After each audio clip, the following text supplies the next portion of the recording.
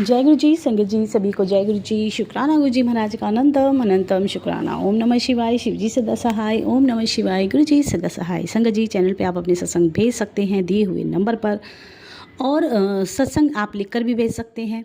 जिनको लगता है कि वो बोल नहीं सकते, वो मुझे डायरेक्ट सुना भी सकते हैं व्हाट्सएप पे मैसेज करके कि आंटी मैं अपना सत्संग सुनाना चाहती हूँ।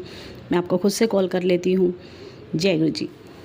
और लाइव करने वाले सिर्फ लाइव लिखकर भेज दें कि आंटी हमें लाइव करना है। संगत जी, मैंने कई बार अपनी ज़िंदगी में ये अनुभव किया था कि जब भी मेरी ज़िंदगी में परेशानी आई, प्रॉब्लम आई, दुख आए, तकलीफ़ें आई, तो मैं अगर एक समय पे माता रानी को मानती थी तो माता रानी से खड़े होकर कहती थी कि तूने मेरी ज़िंदगी में ऐसा क्यों किया। आप मेरे ज़िंदगी में हो, आपने कुछ नहीं संभाला, सारे दुख मुझे ही दे दिए। ये सब हमेशा उनसे शिकायत करती थी। समय भी बदला, समय बीता और भोले बाबा ने मेरा हाथ पकड़ा, और ऐसा हाथ पकड़ा कि वो हाथ मेरे गुरुजी को पकड़ा दिया। धीरे धीरे समझ में आया कर्मों का खेल, कर्मों की बातें, कि जो बोया था वही मिला है, और बोना भी हमारे हाथ में था, पाना भी हमारे हाथ में था। जो हम करके आए थे वो हमें रिटर्न मिल रहा है, उसमें भगवान की कोई भागीदारी नहीं है। भगवान तो सिर्फ दया करते हैं और संभालते हैं। ऐसे ही हमारे गुरुजी धरती पे जब लगा ना कि बहुत संगत, बहुत लोग हैं जो बहुत कष्टों में हैं, जिनसे उनके कर्म, माड़े कर्म नहीं कट रहे हैं, तो गुरुजी आए और कितनी संगत के कितने कर्म, 90% कर्म गुरुजी ने अपने ऊपर ले लिए।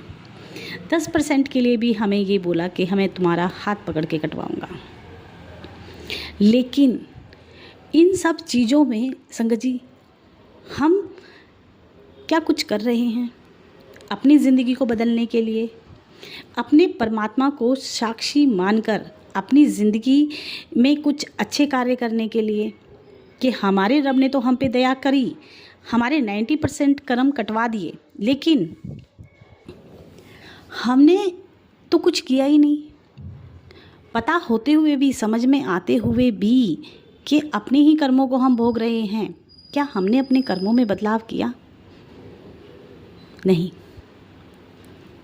आज इसी के ऊपर एक छोटा सा प्रसंग है, और फिर एक गुरुजी का सत्संग जो काफ़ी समय पुराना है, जो गुरुजी के मुख से निकली हुई बातें हैं वो, और एक आंटी का सत्संग। तीनों चीज़ें मैं शेयर करने वाली हूँ। संगत जी, मैं एक चीज़ आप लोगों से हमेशा कहती हूँ, अगर मेरी कोई बात अच्छी नहीं लगती, मेरी कोई चीज़ आपको सही नहीं लगती, तो आपको इस बात का हक है कि आप कमेंट बॉक्स में लिखकर बता सकते हैं कि आंटी आप यहाँ पे गलत हो, क्योंकि हम सब इक्वल हैं। और मैं कोई बहुत बड़ी, कहते ना, दिमागदार नहीं हूँ, मैं भी आप जैसी संगत हूँ। बस आप जहाँ मैं गलत हूँ आप मुझे टोकेंगे, मुझे बताएंगे, सही रास्ता दिखाएंगे। जय गुरु जी। संगत जी, एक बार अकाल पड़ा, और अकाल इस कदर पड़ा कि धीरे धीरे गांव से लोग जाने लगे। एक मंदिर में एक पुजारी जो हमेशा परमात्मा की सेवा करता था, और वो बचपन से करता था, हमेशा नित्यनेमी, हमेशा उठना, परमात्मा की सेवा करना, सब कुछ करना। अब उस मंदिर में रहते उसका जीवन बड़ा अच्छा से निकल रहा था, और इतने अच्छे से निकल रहा था कि लोग बाग आते थे, फल वगैरह जो भी देते थे और चढ़ावा चढ़ाते थे, उससे उसका रह गुजर हो रहा था। बड़ी खुश ज़िंदगी थी उसकी। समय बीता, अकाल पड़ा। अकाल पड़ने के बाद ऐसा हुआ कि गांव के लोग गांव छोड़कर जाने लगे। लेकिन वो पुजारी कैसे जाए अपने परमात्मा को छोड़कर, जिस मंदिर में उसने पूरी ज़िंदगी बिताई, उस मंदिर को छोड़ के, उस भगवान को छोड़ के वो कैसे जा सकता था। भगवान से बार बार कहता कि ये हो क्या रहा है, ऐसे तो मैं भूखा मर जाऊंगा, कोई मंदिर नहीं आएगा, कोई चढ़ावा नहीं चढ़ाएगा, कोई फल नहीं लाएगा। और धीरे धीरे समय बीता कि पूरा गांव खाली हो गया, और गांव में सिर्फ रह गया पुजारी और वो मंदिर और उसके भगवान। समय बीता, खाने के लिए कुछ ना बचा। आसपास के पेड़ सूख गए, पत्तियां सूख गई, फल सूख गए, सब चीज़ें खराब होती चली गई। और अब ये समय आया कि उसका शरीर पतला हो गया, उसकी हड्डियां चमकने लगी। चलना क्योंकि उम्र हो चुकी थी, चलना बड़ा मुश्किल था। धीरे धीरे उठता चलता, भगवान के लिए कुएं से पानी लेके आता, और पानी जब लेता तो शरीर में इतनी ताकत नहीं थी कि वो पानी की डोर को खींचकर ऊपर बाल्टी खींच सके। इतना कमज़ोर हो चुका था वो भूख के मारे, क्योंकि पूरा गांव खाली था, आसपास सब चीज़ें सूख चुकी थी, पेड़ सूख चुके थे, और तो और कुएं भी कुछ हद तक सूख गए थे। लेकिन भगवान से कहा कि मैं तुम्हें छोड़कर नहीं जाऊंगा। ऐसे समय बीता, और एक दिन इतनी हालत उसकी ख़राब थी कि भगवान को नहलाया, उनको भोग लगाने के लिए कुछ नहीं बचा। आंसुओं से रो रहा था और कह रहा था कि भगवान, मैं इतना लाचार हो गया हूँ कि मैं आज आपको भोग भी नहीं लगा सकता। भोग लगाने के लिए सिर्फ मेरे पास ये जल और मेरे आंसू हैं। लड़खड़ाया और गिरा, और गिर के जैसे ही उसने एक साथ वाली दीवार से अपने दोनों हाथ टकराए तो देखा कि साइड में जो पत्थर था वो सरक गया, और सरक कर वो नीचे गिर गया। जब पत्थर नीचे सरक के गिरा तो देखा कि पत्थर के पीछे एक गुफा है। गुफा में दिया लेके पहुंचा। धीरे धीरे अंदर गया, देखा कि दिए की रोशनी फीकी पड़ रही है, और एक अंदर से एक उजाला है जो इतना सुनहरा है, इतना सुनहरा है कि अब दिए की जोत नहीं पड़ रही है, उसी की रोशनी से उसको सब कुछ नज़र आ रहा है। अब नज़र आने के साथ साथ उसके अंदर खुशी भी जाग गई कि अच्छा, भगवान ने मुझे कुछ खाने के लिए दिया है। मेरे पास तो आज सोने का कलश है, क्योंकि नज़र पड़ चुकी थी उसकी उस पे कलश पे। उस पे विष्णु भगवान का चक्र था, गदा था, शिवलिंग था, सब चित्रकारी उस कलश पे बने हुए थे। और मन में प्रसन्नता थी, और सोचा था कि बहुत सारा खाना होगा, मेरे प्रभु ने मेरी व्यवस्था कर दी खाने की। शंकर जी जब पात्र को उसने खोलने से पहले बहुत कुछ इमेजिन किया कि ये होगा, वो होगा, बढ़िया बढ़िया खाना होगा। लेकिन जब खोला तो देखा अंदर सूखी रोटियां, 2 सूखी रोटियां और सड़े हुए फल थे। आंखों से आंसू निकलने लगे कि ये क्या था। मैंने तो उम्मीद लगाई थी मेरे भगवान ने मुझे खाना दिया, और खाना बड़ा स्वादिष्ट खाना होना चाहिए था। ये सूखी रोटियां, फल, लेकिन भूख इतनी थी कि सूखी रोटियां उठाई और उठा के तोड़ी तो वो चूरा हो के गिर गई। फल उठाए क्योंकि भूखा था, खाए तो कड़वे लगे, सड़े हुए फल थे। अब गुस्सा आया भगवान पर कि भगवान दिया, लेकिन ये क्या दिया। चिल्लाकर बोला, तुम्हें तरस नहीं आता मुझ पे? तुमने मुझे भूखा मार दिया, मैं तो तुम्हारी सेवा कर रहा हूँ, और तुम हो के मुझे भूखा मार रहे हो, और देने के नाम पर सूखी रोटियां और सड़े हुए फल दे रहे हो। रोने लगा परमात्मा का नाम लेके, और जब रोता रहा तो एक उजाला, एक रोशनी हुई, और साक्षात खड़े थे उसके परमात्मा। बोले कि ये तेरे वो चीज़ें हैं जो तुझे मिली हैं, जो तूने किसी समय पे किसी दूसरे को दी थी। मैंने तुझे कुछ नहीं दिया, तेरे कर्मों ने तुझे दिया। बोले पिछले जन्म में तू एक धनवान अमीर व्यक्ति था, और तू लोगों का मजाक उड़ाता था, और जब तेरे पास रोटियां सूख जाती थी, खाना सड़ जाता था, तब तू उन लोगों को, गरीब लोगों को वो देता था।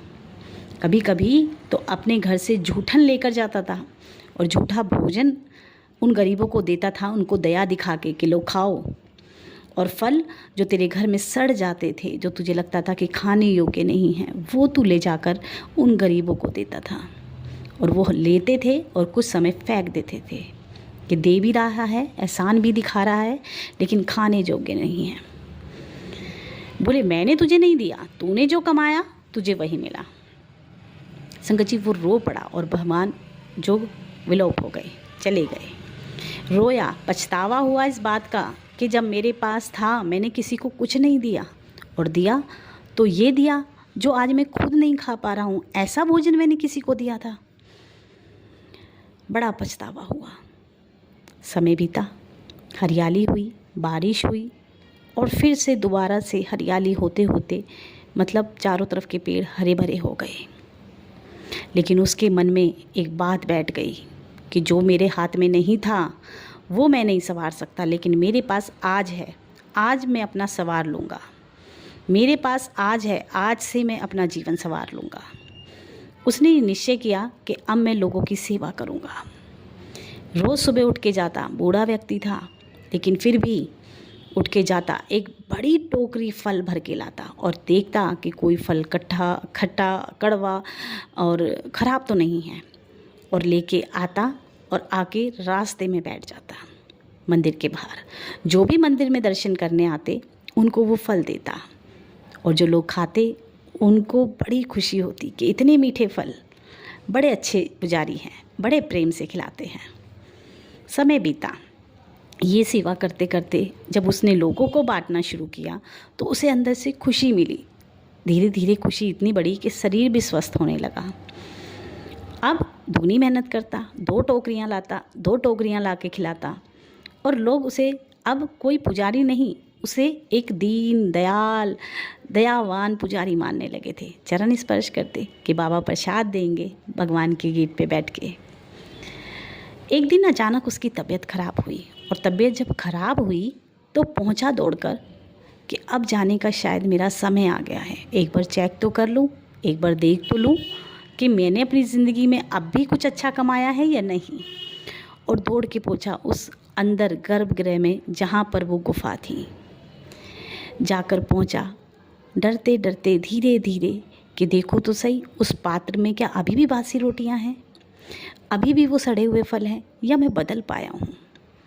संगत जी, जब उसने वो पोटली खोली और ढक्कन हटाया, उसमें से अमृत बह निकला, और वो अमृत इतना सुगंध वाला था, इतनी खुशबू वाला था कि उसकी आंसू निकल गए कि अब मेरे पात्र में अमृत आ गया है।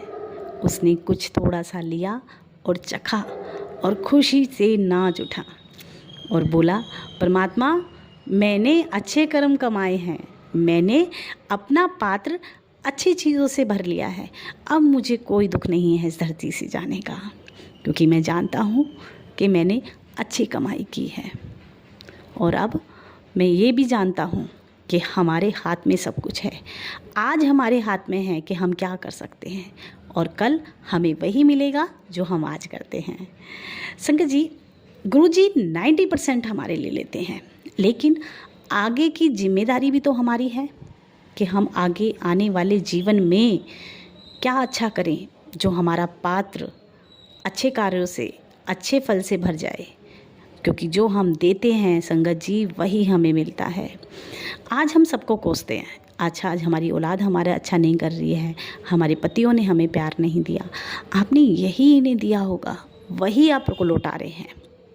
तो जो हमारा समय निकल गया और जो हमें चीज़ें मिल गई उसको हम नहीं बदल सकते हैं, लेकिन आज से, अभी से गुरु जी की शरण में रहते हुए, कहते हैं ना गुरु गुरु हम करते हैं, क्या ये मानते हैं कि गुरु हमें अच्छे कार्यों में देख रहे हैं या बुरे कार्यों में भी देख रहे हैं? बुरे कार्य करते समय तो हम आँख मीच लेते हैं, अपने मन से गुरु का नाम मिटाने की कोशिश करते हैं कि नहीं कर लेते हैं, गुरु जी नहीं देख रहे हैं। जब आप तकलीफ़ में होते हो तो गुरु जी आपके साथ हैं, लेकिन जब आप बुरे काम कर रहे हो, आप किसी के संगतदारी कर रहे हो, गर्म काम, तब भी इमेजिन किया करो कि गुरु जी आपको देख रहे हैं। और गुरुजी वो गुरुजी देख रहे हैं जो आपके ही किए हुए 90% के आपके कर्मों को लेके बैठे हुए हैं। आप सोचो, उनको ज़रूरत नहीं थी, लेकिन आपका बोझ इतना बड़ा था कि उन्होंने लिया। अब जिन्होंने आपका उद्धार किया, कम से कम उनको तो याद रखो, उनको तो ध्यान में रखो कि उन्होंने इतना कुछ हमें लिया है, अभी उनके कंधों पे हमें और बोझ नहीं डालना है, अब हमें अच्छी कमाई करनी है। शायद आज अच्छी आपको चीज़ें समझ में आई होगी, क्योंकि मैं जब ये प्रसंग मन में मेरे आ रहा था तो मन में आया कि गुरुजी बहुत कुछ हमारा लेते हैं, बहुत कुछ हमारी कष्ट लेते हैं, और हम खुश होते हैं कि गुरुजी हमारे साथ हैं। ये खुशी हमारे चेहरे पे होती है, हर चीज़ में हम गुरुजी को आगे ले आते हैं। तो बुरे कर्मों को करने से बचने के लिए भी तो हम गुरुजी को आगे रखें कि गुरुजी आप हमारे अंग संग हो, हम गलती से गलती ना करें, आप ध्यान रखना। इतना कहना भर काफ़ी है, क्योंकि वो फिर आपको कुछ गलत नहीं करने देंगे, लेकिन अरदास भी तो करनी होती है कि गुरुजी कुछ गलत ना हो जाए, आप रखना ध्यान, आप संभालना हमें।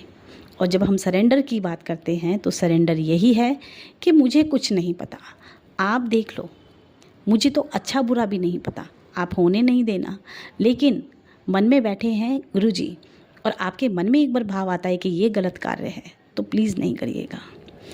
एक बार एक संगत को गुरुजी ड्रीम में दिखे, मतलब एक संगत ने एक सपना देखा, और ये उस समय की बात है जब गुरुजी चोले में थे।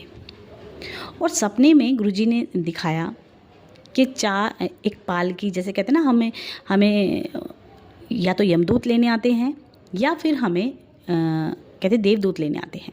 देवदूत आते हैं तो रथ लेकर आते हैं। एक रथ था जो येलो कलर के फूलों से सजा हुआ था, उसमें 2 आदमी थे और 2 औरत थी। और आंटी ने देखा सपने में कि वो उनको लेने आए हैं। जब उनको लेने आए तो वो रो पड़ी, बोले चलो आंटी तुम्हारा टाइम हो गया। और आंटी के साथ की ही एक संगत थी जो उनको ड्रीम में दिखाई दे रही थी, और उन्होंने उनके वो कपड़े जो उन्होंने आंटी ने येलो कलर के पहने हुए थे उस समय, वो फाड़ने शुरू कर दिए। लेकिन जब वो कपड़े फाड़ने लगी तो भी देवदूतों ने उनको छोड़ा नहीं और कहा कि नहीं नहीं, चलना ही होगा, तुम्हारा टाइम आ गया है। ये सब हो ही रहा था और गुरुजी बीच में आके ड्रीम में आंटी के और देवदूतों के बीच में आके खड़े हो गए। बोले नहीं, अभी इसका टाइम नहीं आया है, छड्डो एनू, अभी तो आंटी को मैनू बड़े बड़े काम कराने हैं, अभी इनका टाइम नहीं आया, जाओ तुसी। और गुरुजी ने फटकार लगा के उन देवदूतों को भगा दिया। ऐसा ही हुआ। सुबह जब आंटी उठी तो उनको ड्रीम में सब चीज़ें याद थी। गुरुजी का फ़ोन आया अंकल के पास, और अंकल ने आंटी से कहा कि आंटी मैं तेनू मना किया ना येलो कपड़े नहीं पहनने, तेनू कितनी बार मना करा कि येलो कपड़े नहीं पहनने, तेरे वास्ते येलो कलर ठीक नहीं है, तू फिर भी पहन लेती है। आंटी ने बोला कि नहीं गुरुजी अब नहीं पहनूंगी। ऐसा ही हुआ। कुछ समय के बाद आंटी के पास ट्रंक में येलो कलर की बॉर्डर की साड़ियाँ कुछ थीं, और आंटी ने उनको फेंका नहीं, उनको दिया नहीं। और मन में ये था कि थोड़ा थोड़ा येलो बॉर्डर है। अंकल से कहा कि मैं इनको ना येलो कलर जहाँ जहाँ है थोड़ा थोड़ा बॉर्डर है, मैं इनको डाई करा लूँगी। अंकल ने मना भी किया, लेकिन आंटी को ये था कि साड़ियाँ इतनी महंगी हैं, ट्रंक में बहुत दिन से पड़ी हैं, और फेंकी भी इसलिए नहीं थी क्योंकि येलो बॉर्डर था, थोड़ा थोड़ी जगह येलो था, उनको हम डाई करा लेंगे। गुरुजी फिर ड्रीम में आए अंकल के कि अंकल मैं तेनू कितनी बार बोला कि आंटी नू नहीं पहननी येलो कलर, उसको मना कर, और कोई डाई नहीं करानी। येलो कलर मतलब येलो कलर को डाई भी करा के नहीं पहनना है, आंटी वास्ते अच्छा नहीं है। आंटी ने कितनी बार गुरुजी ने उनको साफ मना किया कि येलो कलर नहीं पहनना है, और गुरुजी ने कड़क मतलब एक आदेश दिया कि नो मतलब नो, येलो कलर नहीं पहनना है, येलो कलर तुम्हारे वास्ते अच्छा नहीं है। तो कई बार गुरुजी हमें कलर रोक कर भी हमारे कितने परेशानियों को रोक देते थे, कितनी प्रॉब्लम को रोक देते थे। मतलब गुरु की बातों में किंतु परंतु होता ही नहीं है। यस मतलब यस, नो मतलब नो। गुरुजी ने कहा पहनना नहीं है तो मतलब पहनना नहीं है, फिर हम किंतु परंतु नहीं लगाएं। गुरुजी ने बहुत सारी संगत को ब्लैक कलर मना किया था, किसी किसी को पर्पल कलर मना कर दिया था, किसी को ब्लू कलर बोलते थे कि नहीं पहनना है, और संगत नीचे नाड़ करके कहती थी जय गुरुजी, नहीं पहनेंगे गुरुजी। तो गुरुजी के कल्याण करने के बहुत तरीके हैं संगत जी। उनके तरीक़ों को अगर हम समझने लगेंगे तो शायद हम कभी नहीं समझ सकते, क्योंकि गुरु से बड़ा कोई नहीं है, और जहाँ गुरु है वहाँ सब कुछ है। और गुरु के कहते हैं ना सरेंडर तो हमें करना ही नहीं आता, वो भी गुरुजी कराते हैं। और वो हम जब कर पाते हैं जब हम उनसे बार बार अरदास करते हैं कि गुरुजी सरेंडर कराओ। हमें नहीं आता सरेंडर करना, हम इस लायक नहीं हैं कि हम सरेंडर कर सकें, लेकिन आप कराओ। अगर हम उनसे सरेंडर भी मांग लेते हैं, हम उनसे बार बार अरदास करके जो मैटेरियलिस्टिक चीज़ें मांगते हैं, उससे अच्छा है कि सरेंडर मांग लो। उससे अच्छा है कि उनको हमेशा उनका साथ मांग लो, रब को रब मांग लो। लेकिन फिर वही कि इतनी बुद्धि भी तो नहीं है, इतने दिमाग भी तो नहीं है। एक आंटी बताती हैं, आंटी किसी रिलेटिव के यहाँ कोई फंक्शन था और वहाँ पे कोई कथा वगैरह थी। आंटी और अंकल वहाँ गए थे, और आंटी और अंकल दोनों बैठे थे, और जब बैठे थे तो दूसरी मंजिल से, जैसे कहते ना आंधी तूफान एकदम अचानक आया और ईंट आके अंकल के सर पे गिरी। और अंकल के सर पे जब ईंट गिरी, उससे पहले बीच में एक नेट होती है ग्रीन कलर की, उससे टकरा के फिर अंकल के ऊपर गिरी। और जब अंकल के सर पे गिरी तो वो ईंट चूर चूर हो गई। जितने भी आसपास लोग बैठे थे सब डर गए कि जब ईंट चूर चूर हो गई तो सर का क्या होगा। देखा तो गुरुजी ने खरोच तक नहीं आने दी सर पे। और ये एक हमने पुराना सत्संग भी सुना था, जब हम गुरुजी की शरण में होते ना संगत जी, एक बार कंक्रीट का कोई गमला गिरा था और उन अंकल को गुरुजी ने बिल्कुल बचा लिया था। ऐसे ही इन अंकल को ईंट तो गिरी लेकिन गुरुजी ने खरोच तक नहीं आने दी सर पे।